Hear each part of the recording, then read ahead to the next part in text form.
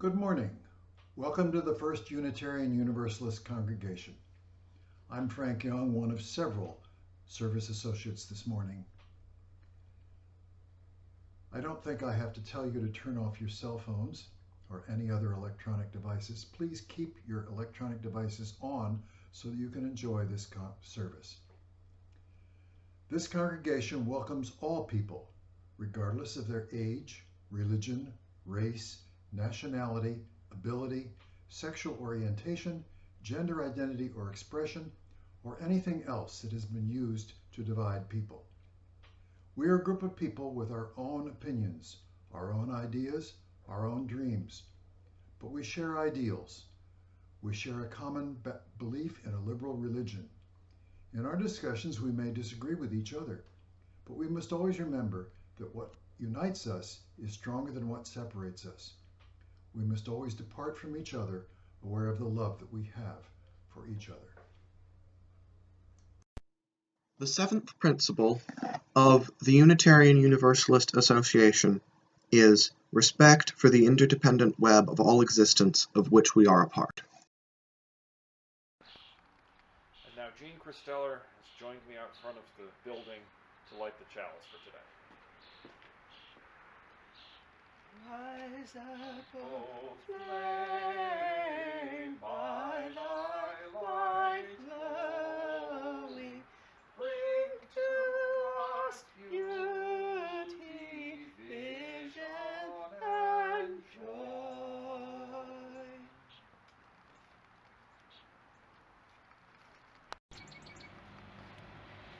This reading is for Mother's Day. It's number 573 in your hymnal, if you have one. It is a responsive reading, and I'll invite you to read for yourself the responsive parts as you like. The Mother's Day Proclamation by Julia Ward Howe. Arise then, women of this day. Arise, all women who have hearts. Whether your baptism be that of water or of fears, say firmly, we will not have great questions decided by irrelevant agencies. Our husbands shall not come to us reeking from carnage for caresses and applause. Our sons shall not be taken from us to unlearn all that we have been able to teach them of charity, mercy, and patience. We women of one country will be too tender of those of another country to allow our sons to be trained to injure theirs. From the bosom of the devastated earth, a voice goes up from our own. It says, disarm, disarm. The sword of murder is not the balance of justice. Blood does not wipe out dishonor, nor violence indicate possession. As men have often forsaken the plow and the anvil at the summons of war, let women now leave all that may be left of home for a great and earnest day of council. Let them meet first as women to bewail and commemorate the dead. Let them then solemnly take counsel with each other as the means whereby the great human family can live in peace, and each bearing after her own time the sacred impress, not of Caesar, but of God.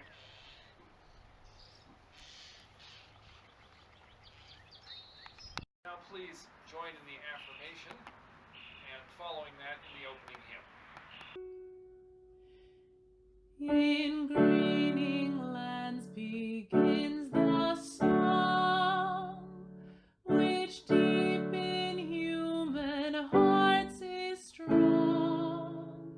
In cheerful strains your voices raise, to fill the whole spring world with praise.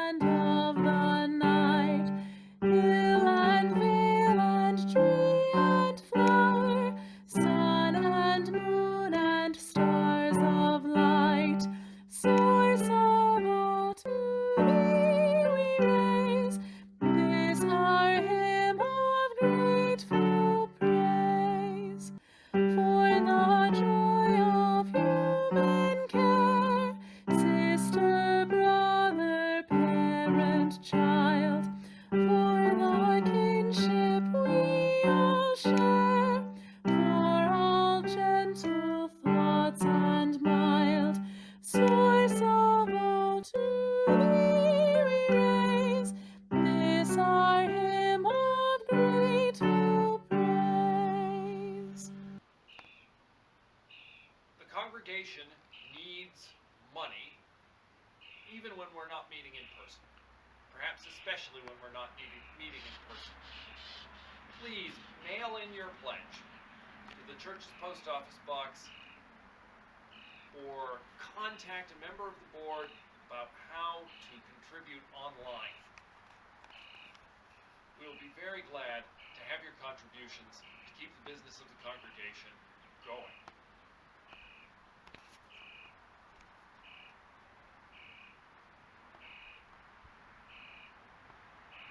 Let's share a moment of quiet reflection, followed by the singing of Spirit of Life.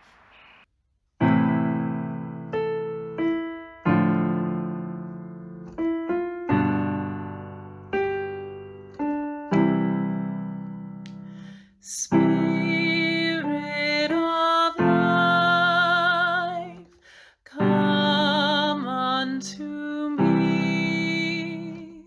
Sing in my heart all the stirrings of compassion. Blow in the wind, rise in the sea, move in the hand, giving life the shape of justice. Roots hold me close, wings set me free. Spirit of life, come to me, come to me.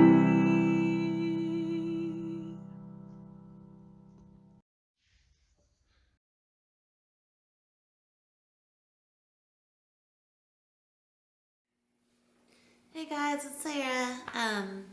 I just wanted to wish my mom a happy Mother's Day. You are such a beautiful, kind soul, a beautiful mother, wife, and kind friend.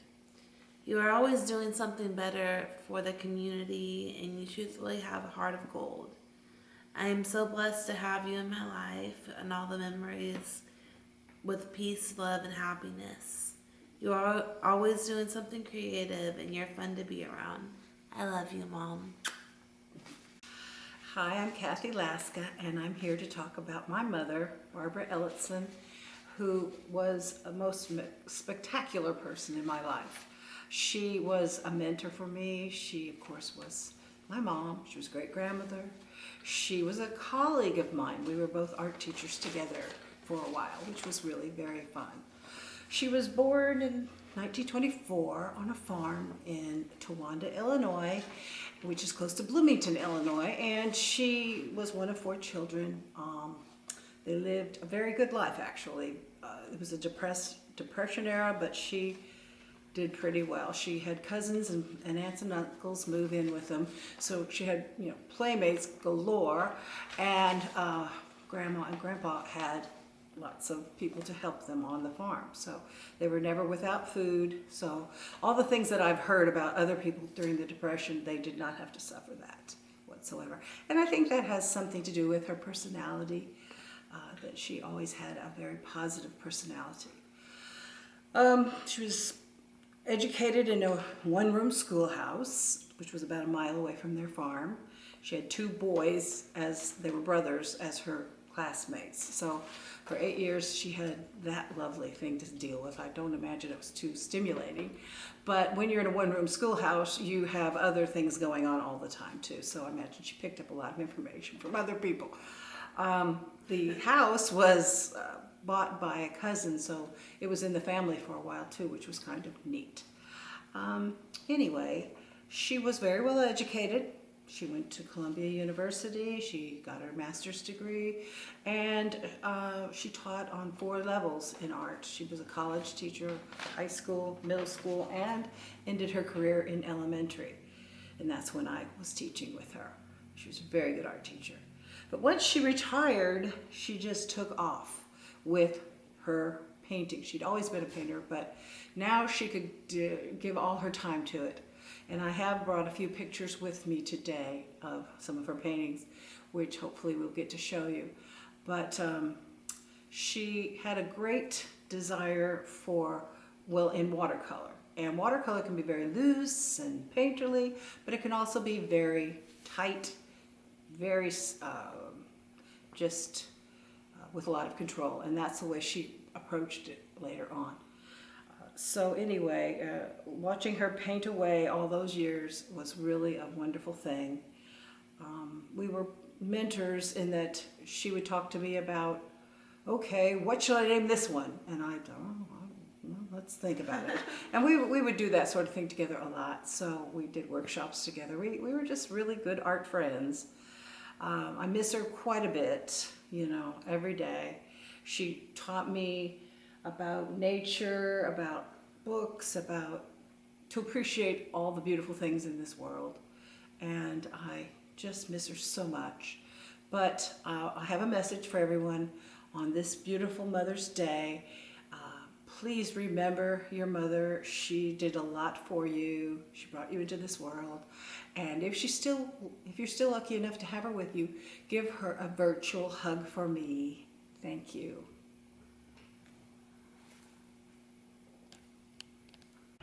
I would like to express my love and gratitude to all of my mothers, Beverly Ann Fusen Peyton, who passed far too soon, my grandmother, Edna Osborne Peyton, who gave me unconditional love, my Aunt Jackie Peyton Guess, who included me in her loving family, my mother-in-law, Shirley Hensley Stevens, taken by Alzheimer's, and my stepmother, Wilma Gorby Peyton, who had to deal with an insolent teenager, Mary Kuykendall Peyton, the mother of my daughters, and Jackie Scott Peyton, my wife.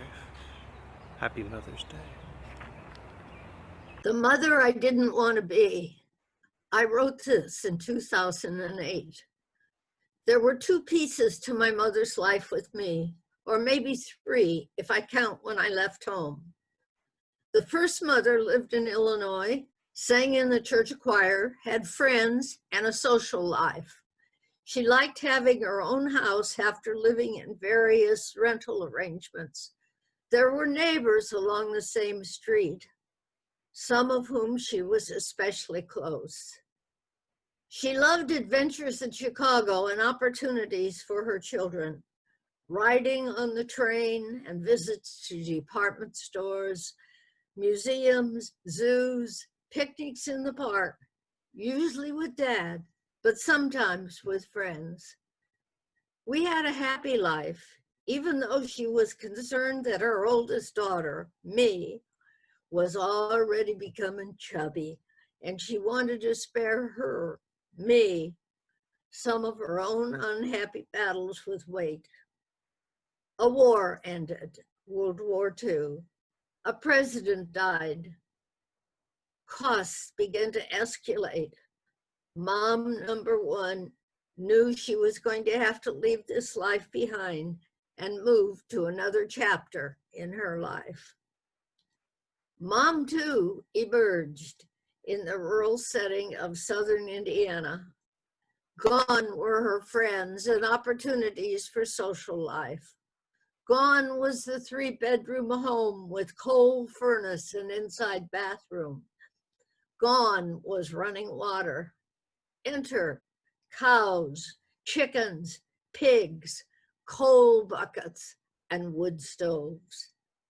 A long lane with no one living beyond her, only fields and creeks and ponds, and lots of time alone. Hard enough that she didn't drive and Dad was gone a week at a time. Hard enough that the money didn't stretch far enough and every penny was precious for survival. She truly believed I died when I moved to Indiana. Mom 3 adapted when all 3 daughters left the fold within a 3-year span, 2 pregnant and married, and 1 away to college. Mom number 3 went to work for the first time in years. Now only the little son was at home. She tried to make Indiana life work for her.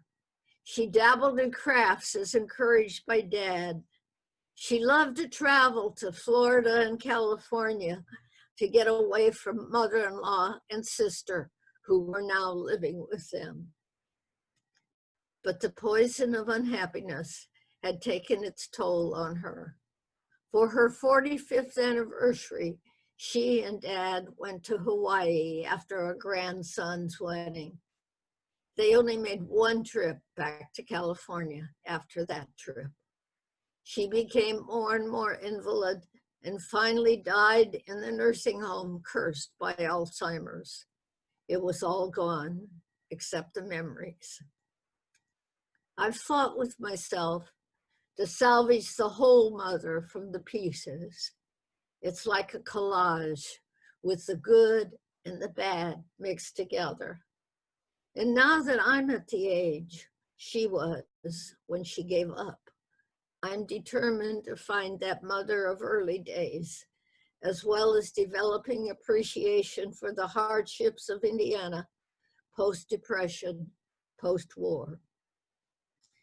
My life in Indiana is very different these many years later. Ghosts of Sad Sullivan still reappear, but other spirits of determination and survival that kept her going also reappear. Maybe that's one of the gifts of aging for me. The softening of the years, the blurring of the tears and the cheers, and a choice to not give in to the weaknesses of the body. I know Mom gave me much, and I'm grateful to have the mix of memories, because maybe that's the reality of life, one of joys and sorrows intermingled. I wrote this in 2008 for Mother's Day when I was at a retreat. It certainly continues to be true as we are facing even more time of tragedy.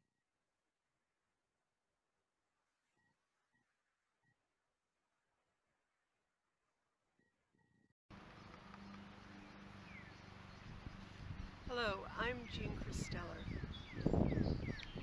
My mother, Louise Stegelman Christeller, was an adventurer, a reader of books, a lover of art, and creating a warm, appealing home space, yet budget-minded and invested in us all doing our homework. She had grown up an only child in the Boston area during the Depression, which would have been easier for the family had her father, a dentist, not died unexpectedly in 1929.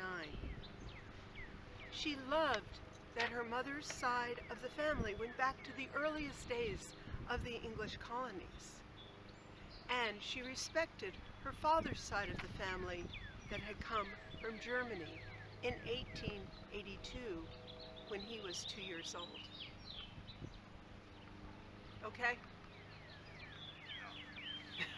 Ironically, I think she's about done. May the blessings of love rest upon you. May peace abide with you. May God's presence illuminate your heart, now and forevermore. Go in peace and know that you are loved and that your life is sacred.